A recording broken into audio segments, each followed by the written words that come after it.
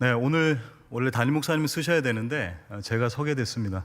원래 드시던 집밥을 드시다가 인스턴트 같은 저를 대하게 되셨는데 원재료에 영양분이 있다 생각하시고 말씀에 더 깊이 이렇게 함께 하셨으면 좋겠습니다. 보이는 기적, 보이지 않는 기적이라는 제목으로 말씀을 나누도록 하겠습니다. 신명기는요, 그냥 장소의 이동도 없이 출애굽한 이스라엘 백성들이 40년의 광야를 뺑뺑이 돕니다. 그리고 여리고성 전투 아시죠?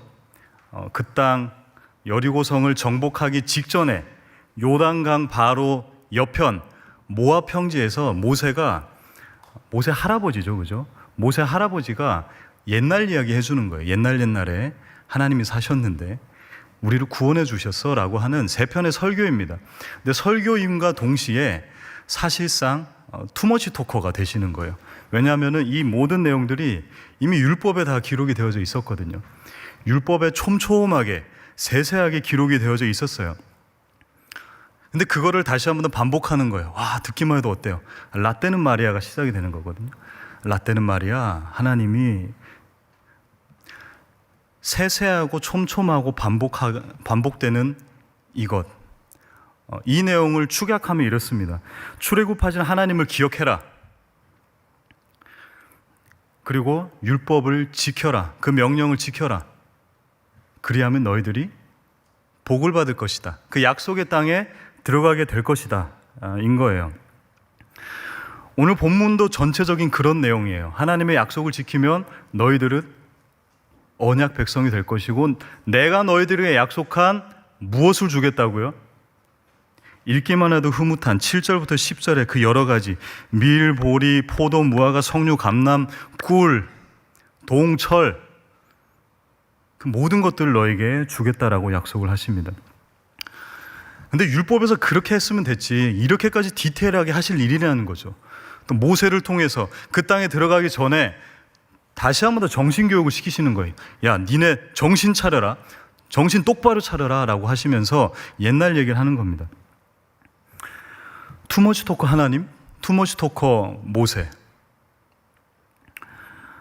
왜냐니까 이 이스라엘 백성들은 이집트에서 400년을 살았습니다, 여러분. 400년.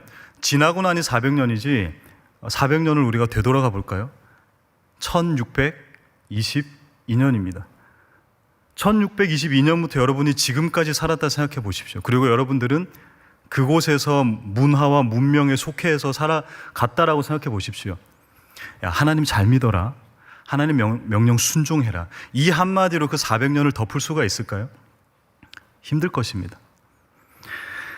그러기에 이집트라는 그 거대 문명과 그 나라에서의 너희들의 그 모든 것들을 이제 하나님의 문명으로 바꾸라는 의미이기 때문에 그렇게 투머치 토커가 되어야 하는 거고요. 계속해서 반복해야 하는 거고요. 정신 똑바로 차리라고 이야기를 하고 있는 것입니다. 그래서 디테일한 거예요, 여러분.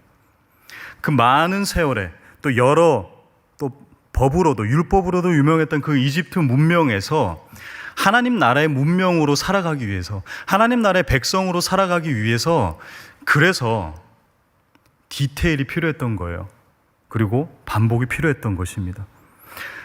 이집트의 문명에서 탈출해서 하나님 나라의, 하나님 왕국의 문명으로 살아라. 그 문명 안으로 들어오라.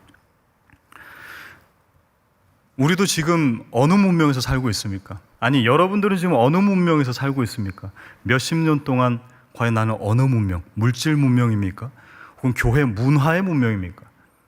어디서 살든 하나님께서 계속해서 나에게 반복적인 그 메시지를 주신다면 하나님은 우리에게 반증으로 얘기하고 계신 거예요. 너는 지금 그 문명에서 탈출하지 못했어. 너는 지금 그 문명에서 벗어나지 못했어. 그러니 엑소더스, 벗어나라, 탈출해라. 무엇을요? 지금 내가 벗어나지 못하고 있는 그것을요. 저는 여러분들의 상황을 알지 못하기 때문에 그 문명이 무엇인지 잘 모르겠어요. 하지만 하나님께서 만약 여러 번의 메시지와 반복되는 메시지로 내 마음을 때리고 내 심령을 울린다면 그거는 하나님께서 벗어나기를 원하시는 그 문명임을 기억하셨으면 좋겠습니다.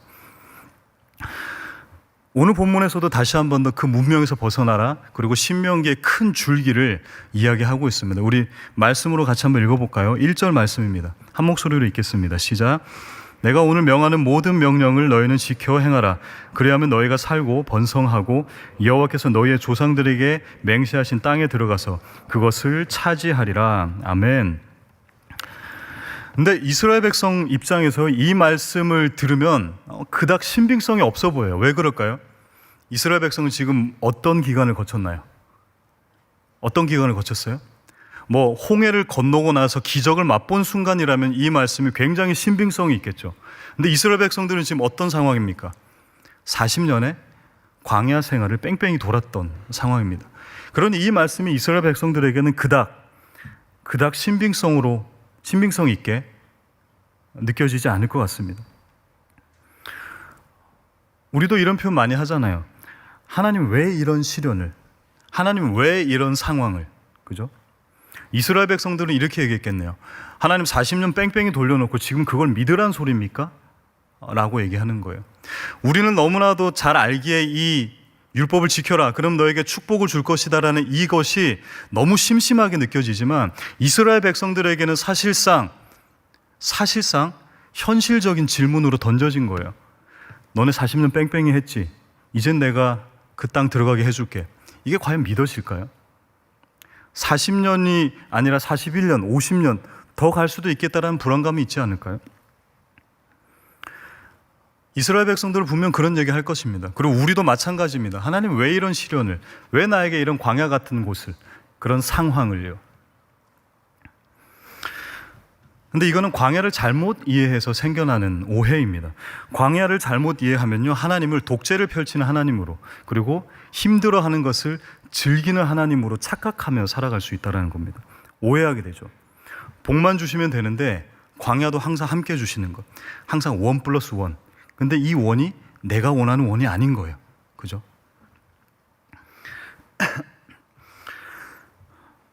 광야는 우리에게 피해야 할 장소입니다. 그리고 광야는 우리에게 최소한의 시간만 있으면 되는 장소고요. 하지만 하나님 입장에서는요, 그 광야는 뭐 오래 있어라, 뭐 길게 있어라, 짧게 있어라, 이 개념이 아니라 하나님 입장에서는 그 광야가 체력 단련실인 거예요. 분명 필요한, 우리의 회복과 우리의 건강에 필요한 체력 단련실이다라는 것입니다. 우리를 그렇게 단련시키기를 원하시는 하나님입니다. 그 하나님의 마음을 5절과 6절에서 이야기하고 있어요. 같이 한번 읽어볼까요? 시작. 너는 사람이 그 아들을 징계함 같이 내 여호와께서 너를 징계하시는 줄 마음에 생각하고 내 하나님 여호와의 명령을 지켜 그의 길을 따라가며 그를 경외할지니라. 아멘. 아버지의 마음으로 훈련시키는 것. 딱 손흥민과 손흥정 씨 이야기죠. 손흥정 씨가 어찌 그 손흥민이 괴로워하는 걸 보면서 너는 내 아들이야, 하지만 난 네가 괴롭기를 원해라고 하면서 그 트레이닝을 시켰나요? 아니잖아요. 그죠? 그 아들이 잘 되기 위해서, 그 아들이 단련되기 위해서 시킨 거예요. 그렇다면 광야가 왜 힘듭니까, 여러분? 광야는 왜 힘든 장소인가요? 왜 어려운 장소인가요? 뭐 광야라고 했을 때 사실 딱 떠오르는 이미지가 무엇입니까? 광야.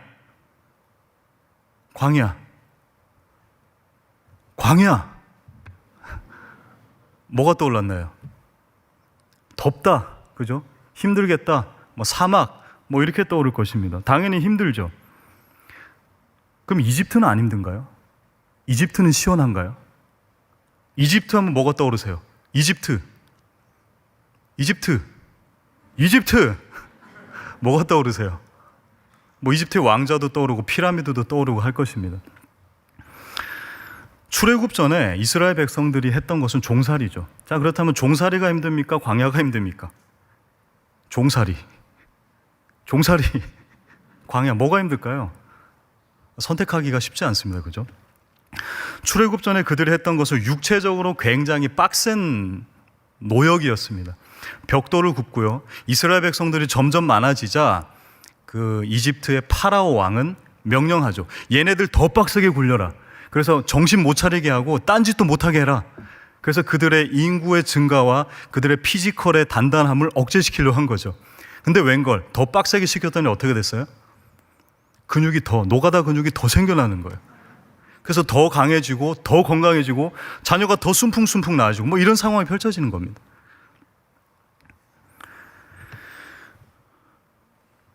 노역이 힘듭니까? 광야가 힘듭니까? 종살이가 힘듭니까? 광야가 힘듭니까? 여자분들이 남자들 운동을 잘 이해를 못 하시더라고요. 뭐 당연하겠죠, 그죠? 특히 저는 운동을 굉장히 좋아하거든요. 뭐 야구도 좋아하고 축구, 농구 다 좋아합니다. 하지만 그 중에 제일은 족구를 전 굉장히 사랑합니다. 네, 족구를 사랑합니다. 족구. 네. 캐치볼을 되게 좋아하는데요. 캐치볼을 막 하고 있으면 뭐 자매들이나 사람들이 묻습니다. 때로는 형제들도 그렇게 물어요. 아니, 던지고 캐치볼 별거 할 게 없거든요. 던지고 받고 던지고 받고 던지면 또 받고 또 던지면 또 받고 계속 반복되는 걸 합니다. 그럼 자매들이나 사람들이 묻습니다. 그거 뭐 반복되는 게 뭐가 재밌다고 그걸 계속 하냐라고 묻더라고요. 근데 재밌어요, 여러분. 자매들, 배드민턴 좋아하시나요? 치면 치고 치면 치고 왜 재밌나요? 똑같은데.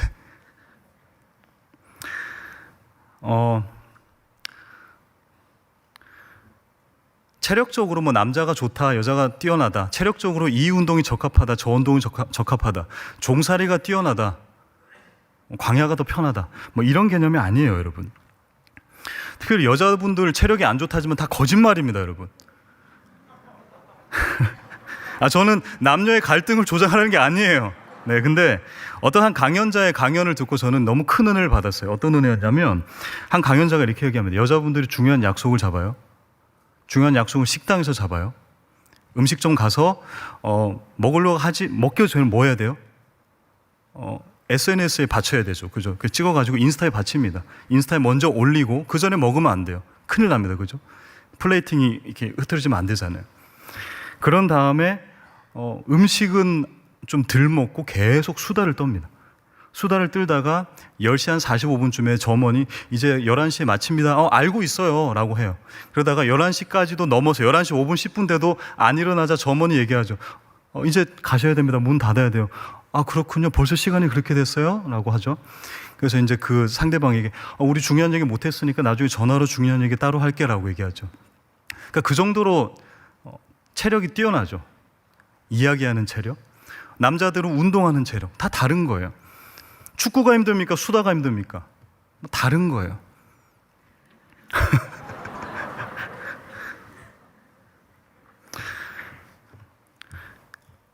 서로 체감하는 체력적인 그리고 심리적인 멘탈적인 광야가 다 다르다라는 것입니다. 뭐가 더 힘들어라고 했을 때는 나에게는 이것이 광야가 될 수 있는 거죠. 이스라엘 백성들이 불평하면서 했던 딱 한 가지 표현이 있습니다. 뭐라고 했냐면 이집트에서는 노예 신분이었지만 우리는 고기와 부추를 먹고 지냈다. 그러니까 우리 고기에 쌈 싸 먹었다라는 얘기인 거죠, 그죠? 우리는 그렇게 지냈다라고 불평을 하는 거예요. 그래? 하나님 그 얘기를 들으시고 바로 응답하시죠. 무엇과 무엇을 주십니까? 만나와 메추라기를 주십니다. 우리가 생각할 때 만나와 메추라기는 그 광야 40년 뺑뺑이를 돌 때 주셨다라고 생각하는데 아니요. 출애굽기 16장에 바로 등장해요. 이스라엘 백성들이 홍해를 건너자마자 그리고 마라의 쓴물, 물 투정하자 하나님이 꽝 쓴물을 단물로 바꿔주시죠. 그리고 고기 먹고 싶어요 하니까 그래 먹어라 꽝 해서 만나와 메추라기를 이미 일찍부터 주십니다. 자, 그렇다면 그들이 했던 불평에 비추어 봤을 때 고기와 떡을 먹는 상황의 광야입니다. 좀 더 정확하게 얘기하면 이집트에서는 본인들이 고기와 떡을 마련해서 먹었다면 광야에서는 새벽 배송이 시작이 되는 거예요. 새벽 정기 배송. 그죠? 새벽에 딱 일어났더니 새벽에 딱 일어났더니 빵이 딱 있는 거예요. 밥이 딱 대령돼 있는 거예요. 이제 퇴근하고 집에 갔더니 치킨이 배달돼 있는 거예요. 그러니까 야식으로 치킨 먹고 아침에는 밥 먹고 치킨 먹고 밥 먹고 치킨 먹고 밥 먹고. 그러니까 광야가 그다지 힘든 상황만은 아니라는 것입니다. 우리는 광야에 대한 재해석을 할 필요가 있습니다. 광야는 의식주가 보장이 안 되어서 뭐 처절한 삶을 살아, 물론 맞을 수도 있지만 하나님께서 가장 기본적인 것들을 다 알아서 주셨습니다. 그럼 광야가 왜 힘들까요, 여러분? 왜 광야가 힘듭니까? 제가 어렸을 때 우리네 아버지들께서 항상 뉴스를 트시죠. 저는 만화 영화 보고 싶은데 아버지는 뉴스를 트시더라고요. 뉴스 재밌나요? 재미없잖아요, 그죠? 나는 만화 영화 보고 싶고 또 그때 당시 최고의 최장수 프로그램이었던 가족오락관 보고 싶은데 아버지는 계속 뉴스 보시고. 근데 좀 지나고 보니까 제가 뉴스를 봤는데 뉴스가 재밌더라고요. 그 아버지들은 항상 왜 그렇게 창조되신 것 같아요. 에덴에서의 그 기억이 남아 계신 것 같아요. 동물의 왕국을 맨날 그렇게 보세요. 아니 진짜 모든 아버지가요. 이거는 모든 만물의 아버지들이 다 동물의 왕국을 좋아하십니다. 진짜 아담이었나 봐요. 그 기억이 남아 있나 봐요. 난 재미없거든요. 근데 그걸 막 보는 거예요. 근데 제가 동물의 왕국을 봤더니 재밌더라고요. 무슨 차이입니까 이게? 내가 선택해서 보는 뉴스는 재밌고요. 내가 선택해서 보는 동물의 왕국은 재미없어요. 근데 틀어져 있는, 나는 보기 싫은데 봐야 하는 동물의 왕국은 재미가 없고요. 내가 틀어져 있는, 수동적으로 봐야 하는 뉴스는 재미가 없더라고요. 이스라엘 백성들이 광야를 힘들어한 이유는 바로 선택의 여지가 없었기 때문입니다. 50도에 육박하는 그 어려움 가운데, 그 무더위 속에서 구름 기둥과 불 기둥을 바로 주십니다. 이 구름 기둥과 불 기둥도 홍해 건너자마자 바로 주세요. 출애굽기 14장에 주십니다. 그러니까 하나님은 모든 세팅을 다 해주신 거죠. 보호와 인도와 의식주 모든 것들을 해결해 주신 하나님이십니다. 하지만 이것만 없었어요. 이게 뭐였죠? 바로 선택권이라는 것입니다. 50도 육박하는 그 광야를 길을 걸을 때 여러분 잘 아시겠지만 30분만 걸어도 사실 탈수와 탈진이 일어납니다. 근데 남자도 그런데 어린아이가 그것을 걷겠습니까? 그러니 구름 기둥이 가다가 구름 기둥을 따라간 게 아니라 구름 기둥이 멈추면 그냥 멈춰야 하는 거예요. 불 기둥도 마찬가지입니다. 약 0도까지 내려간다 그러죠. 제가 예전에 캄보디아 갔을 때 한 선교사님이 그러시더라고요. 캄보디아에서는 한 10도만 돼도 사람들이 얼어 죽는데요. 왜냐면 일교차가 워낙 크다 보니까. 그만큼 일교차는 굉장히 힘든 거예요. 하지만 하나님께서는 그 보호하심의 의미로, 사실 구름 기둥과 불 기둥은 내비게이션 앞에 가는 이게 아니라 보호의 의미가 더 크죠. 광야에서 동서남북에 무슨 의미가 있겠습니까? 그냥 살아남고 보호함 반응이 더 큰 거라는 거예요. 그렇게 따라갈 수밖에 없는, 수동적인 삶을 살 수밖에 없는, 그게 광야에서 힘든 것입니다. 만나와 메추라기로 먹여주셨지만 만나와 메추라기만 먹어야 해서 힘든 게 광야의 생활이다라는 것입니다.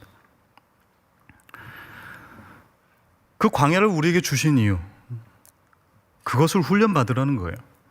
너희들의 선택권은 조금 제쳐두고 나의 선택권과 나의 이끌음으로 너희들은 살아가라. 이게 바로 광야에서 힘든 것입니다. 여러분도 마찬가지 아닌가요? 여러분의 삶 가운데서 여러분이 여러분의 삶을 살아가는 것 너무 좋잖아요. 하지만 그것이 안 될 때 너무 힘들잖아요. 건강의 문제라든가 가정의 문제라든가 직장의 문제, 내 힘으로 안 될 때, 그때가 바로 광야인 것입니다. 광야는 뭐 물리적이며 여러 가지 그냥 터프한 상황과 그 환경을 얘기하는 게 아니라 나에게 아무 선택권이 없을 때, 그때 오는 힘듦이 바로 광야라는 것입니다. 근데 그 광야를 주신 이유를 바로 2절과 3절에서 이야기하고 있습니다.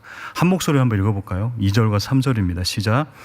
내 하나님 여호와께서 이 40년 동안에 내가 광야의 길을 걷게 하신 것을 기억하라. 이는 너를 낮추시며 너를 시험하사 내 마음이 어떠한지 너를 낮추시며 너를 줄이게 하시며 또 너도 알지 못하며 내 조상들과 알지 못하던 만나를 내게 먹이신 것은 사람이 떡으로만 사는 것이 아니요 여호와 입에서 나오는 모든 말씀으로 사는 줄을 내가 알게 하려 하심이라. 아멘. 그 이유가 분명하게 기록이 되어 있죠. 낮추시고 여호와의 입에서 나오는 모든 말씀으로만 사는 줄을 알게 하려 하심이라. 그래서 만나와 메추라기를 먹어서 힘든 게 아니라요, 만나와 메추라기만 먹어서 힘든 거예요. 우리를 광야에 두신 이유는 우리를 그렇게 낮추시기 위함이다라고 얘기를 하고 있습니다. 주님, 지금 나는 여전히 낮은데, 나는 이 상황이 여전히 최저 고도에서 지내는 듯한데, 내 마음도 나의 상황도 다 낮은데 뭘 더 이상 낮아지란 말씀이십니까? 이렇게 고백한다면 그 대답이 바로 하나님이 여러분을 낮춰야 되는 반증이다라는 거예요. 인간을 이야기할 때 항상 빠뜨릴 수 없는 본문이 있습니다. 바로 창세기 3장 말씀인데요. 인간의 타락은 뭡니까? 그 맛있어 보이는 선악과를 따먹은 것, 맛있어 보여서 타락한 게 아니라요, 그 선악과는요, 하나님이 주도하시는 에덴 동산을 아담이 주도하려 했기 때문에 하나님 보시기에는 죄라고 여기시는 것입니다.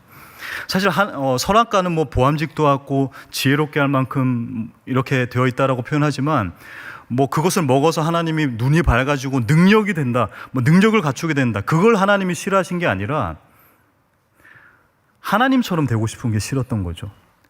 그게 뭘 의미합니까?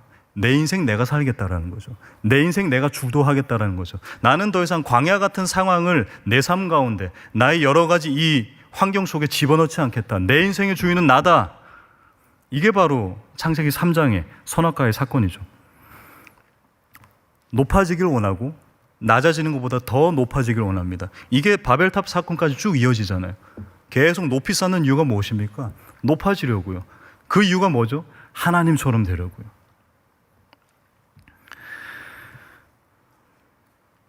우리는 원래 낮은 고도에서 살아야 되는 사람들입니다. 그렇게 창조되었어요. 근데 그 창조의 본연의 목적을 거스르니 죄를 지으니 높아지는 고도에서 살려고 하는 거죠.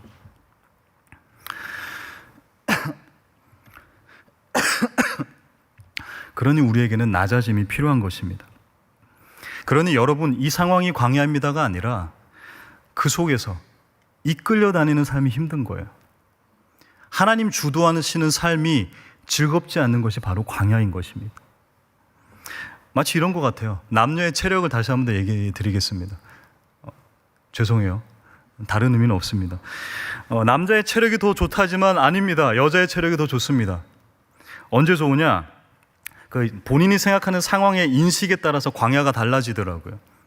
백화점을 갑니다. 층마다 광야가 달라져요. 자매들이 2층에 가면은 그곳은 젖과 꿀이 흐르는 땅입니다. 피곤하지 않아, 곤비하지 않아, 독수리 날개침 같음이 있습니다. 근데 남자들은 그 2층에 가는 순간, 2층이 뭔지 아세요? 여성 의류 매장이잖아요, 그죠? 남자들은 그 2층에 가는 순간 정말 광야가 되는 거예요. 주님밖에 없습니다. 주님만 사랑합니다. 이렇게 되는 거예요. 근데 5층에 가는 순간 남자들은 다시 독수리 날개치죠. 5층에 뭐가 있는지 아세요? 가전제품, 주로 가전제품들이 있습니다. 기기들, 그죠? 자매들은 그냥 그걸 보면서 뭐야, 산업혁명이야 뭐야, 뭐 이렇게 하는데, 남자들은 이걸 통해서 우리가 더 하이테크가 되는 거야, 이렇게 얘기하죠. 서로 원하는 것이 다르니 다른 방향으로 가고 싶고요. 내가 원하는 곳을 가고 싶은데 그 원하는 상황에 처해지지 않으면 그때 광야라고 느껴지는 거예요. 주도적으로 살아가고 싶은데, 인간 본성 그대로를 표출하고 싶은데 하나님은 그걸 원치 않으신다라는 거예요. 왜냐하면 우리는 그렇게 지어졌으니까요. 끌고 가고 싶은데 끌려가려니 광야가 힘든 것입니다. 하지만 하나님은 여러분의 삶을 여러분 스스로가 끌고 가시는 걸 굉장히 싫어하시죠. 왜냐하면 그 끌고 가는 삶, 계획하는 삶은 하나님의 주권적인 사역이기 때문입니다. 과연 여러분의 광야는 어디입니까? 여러분이 느끼는 광야의 영역은 어디입니까? 각각 다를 수는 있어요. 하지만 여러분이 주도권을 잃어버린 것 같은 그곳에서 하나님은 하나님이 주도권을 잡기를 원하신다는 사실을 기억하셨으면 좋겠습니다. 하나님이 주도하시도록 내어드리는 것, 이것이 바로 본문에서 이야기하고 있는 순종이다라는 것입니다. 그러니까 순종이라는 게 이 말 들어라 넵, 저 말 들어라 넵, 넵병이죠, 넵병. 우리 이청분들 많이 겪으시죠, 넵병, 그죠? 상사가 얘기하면 넵, 하면 넵, 그죠? 우리는 하나님 앞에서 넵병을 얘기하는 게 아닙니다. 넵, 그게 아니에요. 하나님, 나의 삶에 오셔서 내 인생의 내 의자에 주님이 앉아 주시옵소서. 주님이 주도권을 가지고 내 삶을 살아 주시옵소서. 이게 바로 순종이다라는 것입니다. 나의 주도의 영역을 내려놓고 하나님이 이끌어 가시는 순종.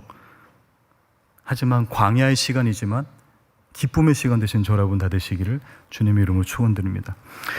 그럼 마지막으로 그 순종의 결과는 무엇인가? 여러분 너무나도 아름다운, 읽기만 해도 흐뭇한 7절과 10절인데요. 종합하면 이거죠. 대박이다. 대박이다. 뭐 땅을 하나 샀는데 부동산이 막 재개발되고요. 뭐 난리가 난 겁니다. 그죠? 주식을 샀는데 주식이 막 너무 올라가고요. 뭐 이런 상황인 거예요. 서두에서 언급한 것처럼 광야의 영역에서 순종한 사람은 배부르게 하시는 축복을 주신다고 약속을 하셨습니다. 근데 이거는 여러분 사실상 엄청난 하나님의 계약 파기입니다. 죄송합니다. 오해하지 않고 들으셨으면 좋겠어요. 그 뒷설명을 들으셔야 됩니다. 이 7절부터 10절의 약속은요, 하나님의 계약 파기라고요.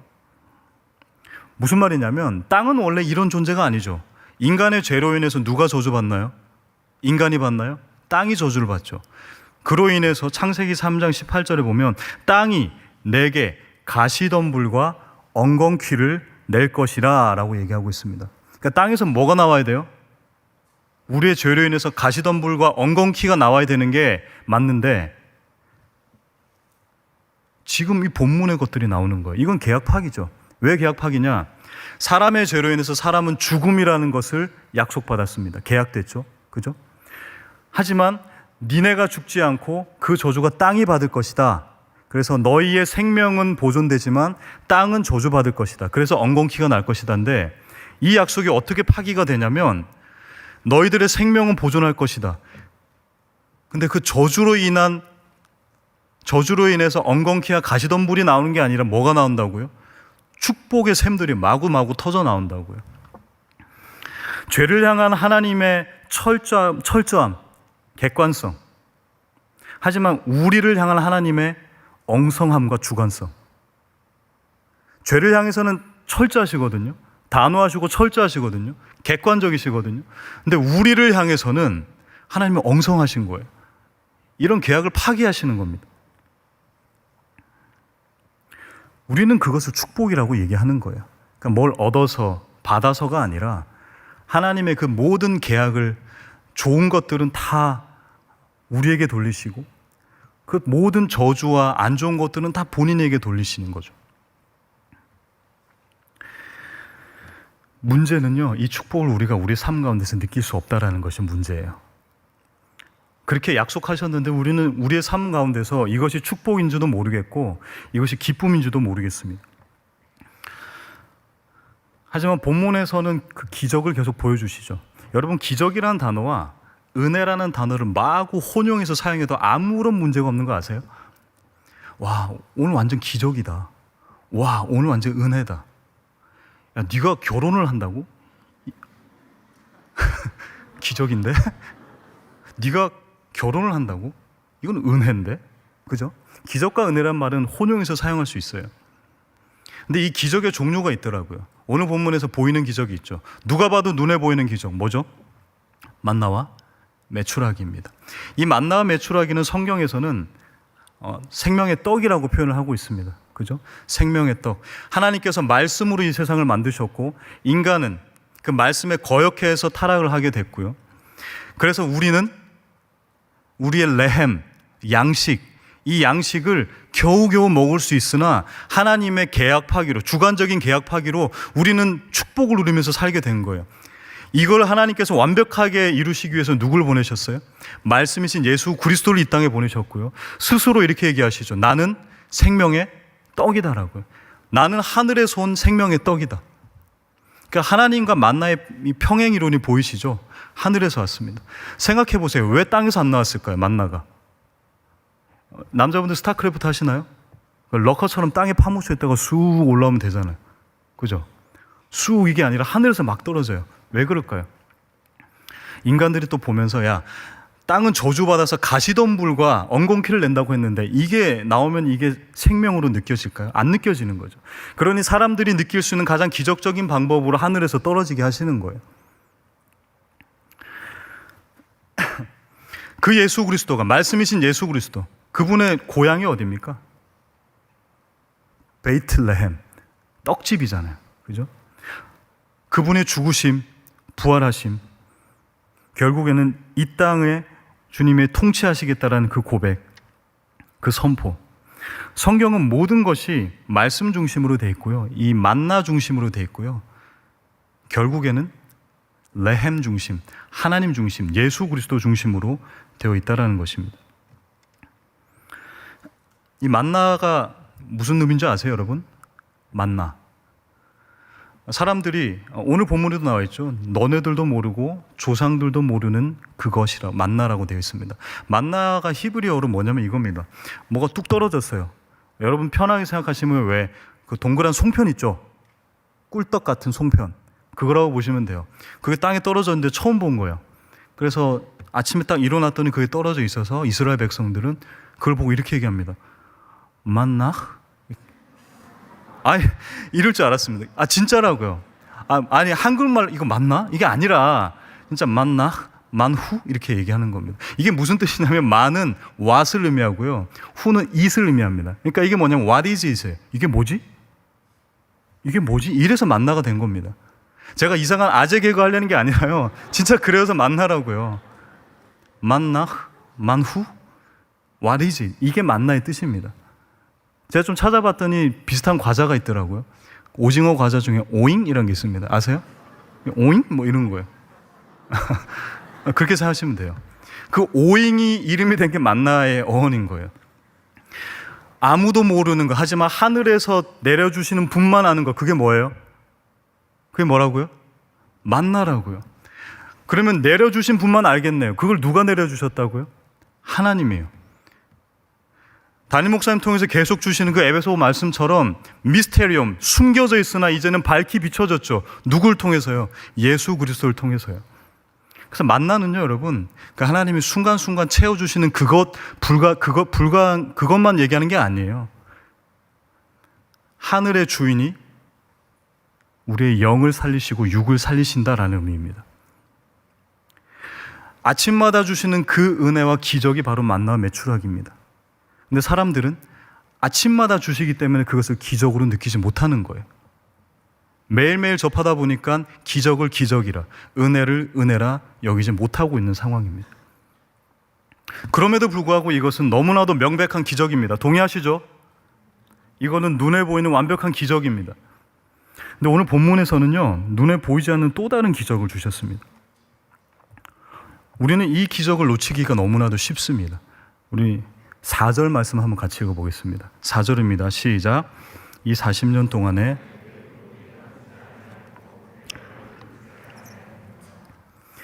이게 왜 기적인가요? 이게 왜 기적이죠? 기적이라고 표현하기가 조금 어려우신 분들은 은혜라고 표현해도 좋을 것 같습니다. 이게 왜 은혜인가요? 바로 보이지 않는 기적이죠. 보이지 않는 은혜입니다. 여러분 혹시 길을 가는데 바람이 막 세게 불어요. 그럼 이런 걱정을 하시는 분 있을까요? 큰일 났다. 내 옷이 헤어지겠다. 내 옷이 닳겠다. 지금 겨드랑이가 닳고 있어. 막 이러면서. 안 돼, 겨드랑이야. 뭐 이렇게 가리고. 뭐 이런 분이 있을까요? 없죠? 그런 분들은 그 관심과 보살핌이 필요합니다. 네. 군대에서 가장 그 유격과 여러 가지 훈련 중에 가장 마지막을 장식하는 게 항상 행군입니다. 행군을 하다 보면 여러분 어떤 느낌이 드냐면 오늘 본문의 반대의 그런 느낌이 들어요. 발이 왜 만화에서 나오는 거 있죠? 뻥, 뻥, 뻥 이런 느낌처럼 불이 터가지고 엄청 커진 듯한 느낌이 들어요. 실제로 엄청 커지기도 했고요. 땀 차다 보니까 막 불어요. 왜 군화를 맨날 그렇게 이렇게 통풍성이 없는 것을 만드는지 모르겠어요. 일부러 그러는 것 같아요. 하나님이랑 비슷하죠. 일부러 우리 극한 상황에 몰아넣으시는 하나님처럼. 근데 이런 느낌이 있을까요? 내 발이 부르트지 않는 느낌이 들어. 이게 말이 되나요? 이거를 논리에서 보면 부존재의 증명이라고 얘기하죠. 없는 것을 증명해봐라고 얘기합니다. 그러니까 이거는 뭐냐면요, 보이지 않기에, 느끼지 않기에, 우리가 인지할 수 없기에 당장에는 결코 느낄 수 없는 기적이다라는 것입니다. 지금 이스라엘 백성들은 모압 평지에 있습니다. 그리고 여리고로 들어갑니다. 들어가기 전에 뭐라고 얘기합니까? 이 40년 동안에 우리의 의복이 헤어지지 아니하고 발이 부르트지 아니하였다라고 얘기하고 있습니다. 이거는 언제 깨달을 수 있는 거예요? 언제요? 40년 후예요. 조금 더 정확하게 얘기해 볼까요? 광야의 시간이 지나고 난 이후에 깨달을 수 있는 은혜가 바로 이 보이지 않는 기적, 보이지 않는 은혜라는 것입니다.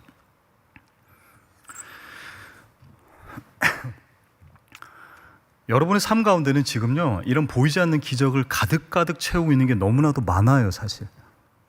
근데 이거는 지금 당장 결코 느낄 수 없는 거예요. 우리의 존재로, 인간의 제한적인 존재로는 이 은혜를 결코 느낄 수 없다고요. 그러니 우리는 언제 이것을 고백해야 돼요?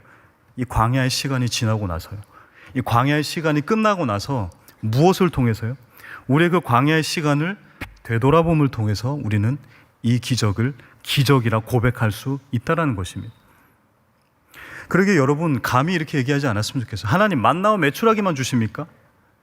나에게도 기적을 좀 더 더해주세요. 아니요, 하나님은 이미 보이는 기적과 우리의 눈에는 보이지 않고 내가 느끼고 인지할 수 없는 그 기적으로 우리의 삶을 가득가득 채우고 계십니다. 하나님이 당신의 계약을 파기해서라도 그 축복을 우리에게 누리고자 우리를 그렇게 이끌고 가십니다.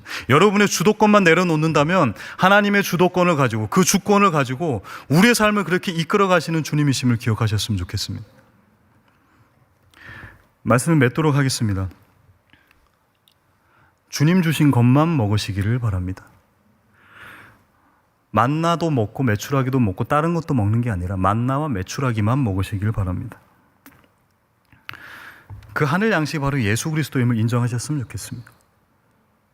그 예수 그리스도를 통해서 우리의 영육을 살리셨음을 기억하셨으면 좋겠습니다. 하나님은 그렇게 우리에게 만나와 메추라기 같은 보이는 기적도 펼치십니다. 하지만 우리의 삶을 채우는 대부분의 기적은요, 보이지 않는 기적입니다.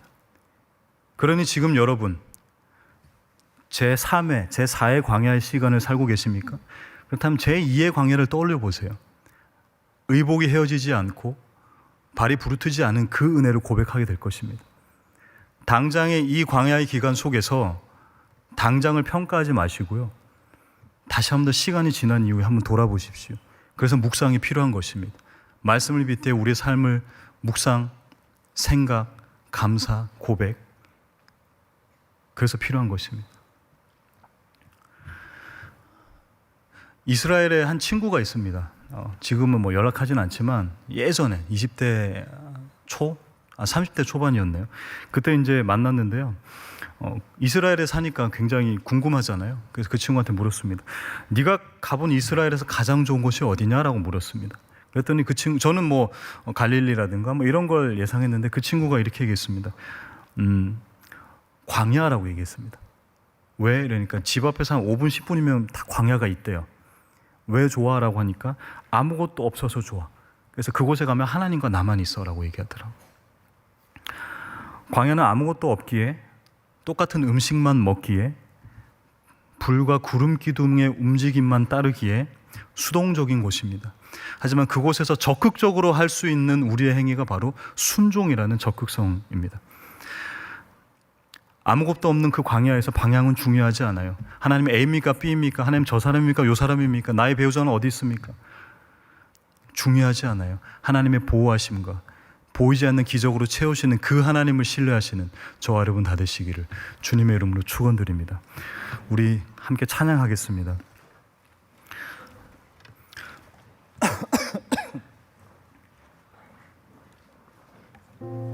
우리 자리에서 다 일어나서 고백합시다.